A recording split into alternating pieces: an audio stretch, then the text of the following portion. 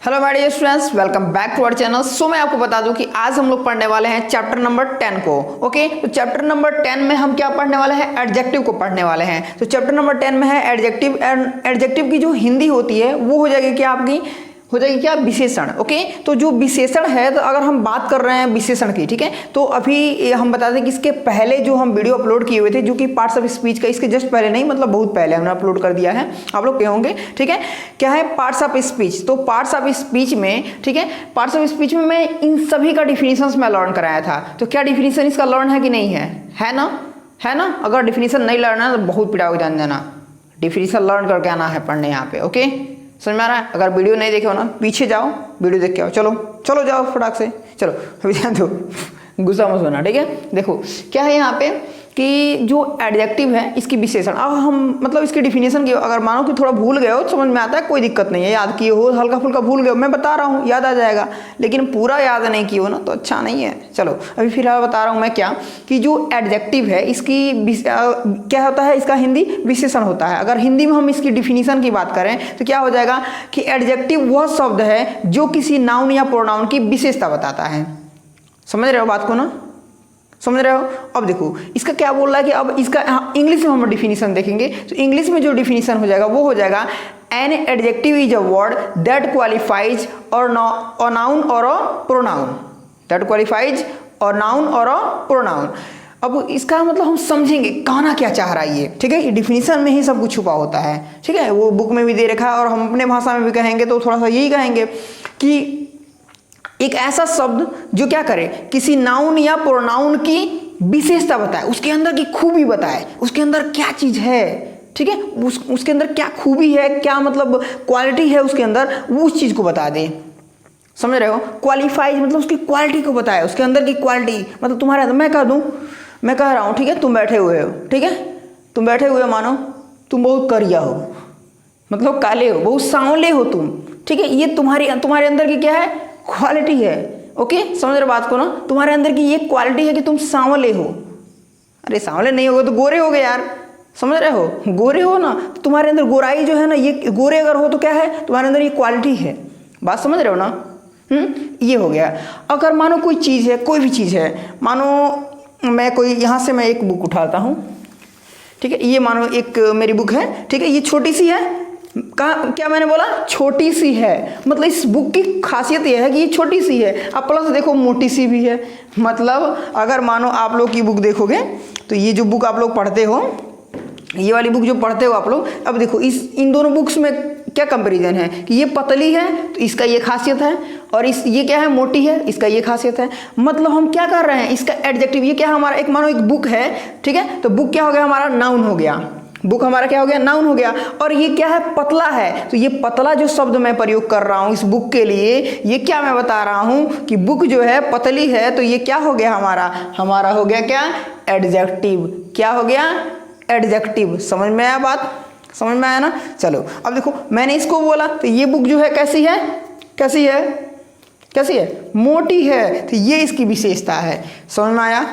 अब देखो थोड़ा सा आगे समझो और देखो क्या चीज़ समझ में आ गया होगा इतना पे, लेकिन और भी थोड़ा देखो, ध्यान दो और अच्छे से समझ में आ जाएगा। देखो क्या है कि मानो कि मैंने आपको ही कहा कि मतलब मैंने कहा आप काले हैं, कहा मैंने, तो जो आप जो शब्द है, आप मैं मतलब आपको कह रहा हूँ, मतलब जो भी बैठे हुए हो सामने, ठीक है, मैं आपको बोल रहा हूँ, तो आपका जो भी नाम होगा उससे मुझे मैटर नहीं करता। मैं आपके नाम, मानो आपका नाम रोहन या मोहन या सोहन या कुछ भी हो, ठीक है, घसीटन पसीटन जो भी आपका नाम हो, ठीक है, क्या है, मंगरू वंगरू जो भी हो आपका नाम, ठीक है, उससे कोई मतलब नहीं है मुझे, ठीक है। मतलब मैंने क्या कहा, आपके नाम के बदले, आपका नाम जो भी हो उसके बदले मैंने क्या कहा? आप कहा।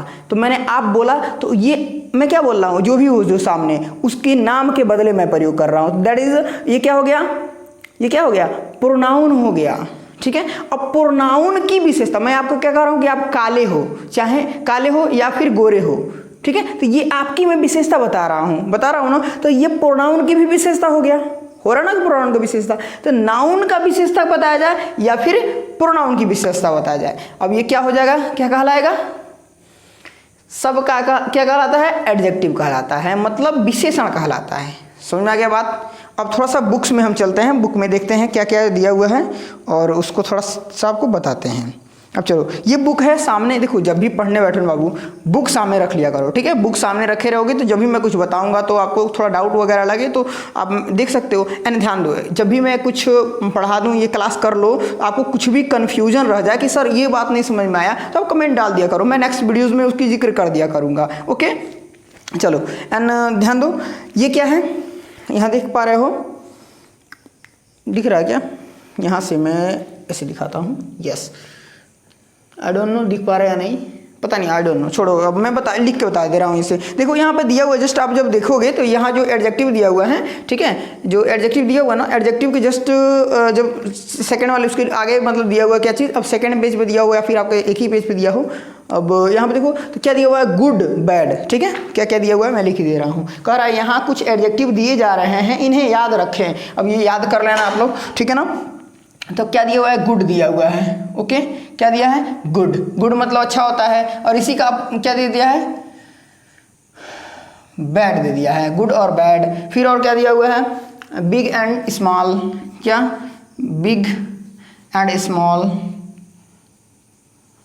Big and small. उसके बाद क्या दिया है, टॉल एंड शॉर्ट, क्या, TALL, tall and short, SHORT, short. उसके बाद क्या दिया हुआ है, ब्यूटीफुल एंड अगली, ब्यूटीफुल, BEAUTIFUL, ब्यूटीफुल एंड अगली, UGLY, अगली, ब्यूटीफुल एंड अगली। उसके बाद दिया हैप्पी सैड, ठीक है, क्या है, happy sad, SAD, sad, happy sad. और क्या दिया है, रिच पुअर, ठीक है, इसी तरह, ठीक है, CH, रिच पुअर, ओके, समझना, रिच पुअर। अब ध्यान दो, ये क्या बोल रहा है, गुड। गुड मतलब अच्छा, कोई आदमी अच्छा है तो ये उसकी क्या है, क्वालिटी है।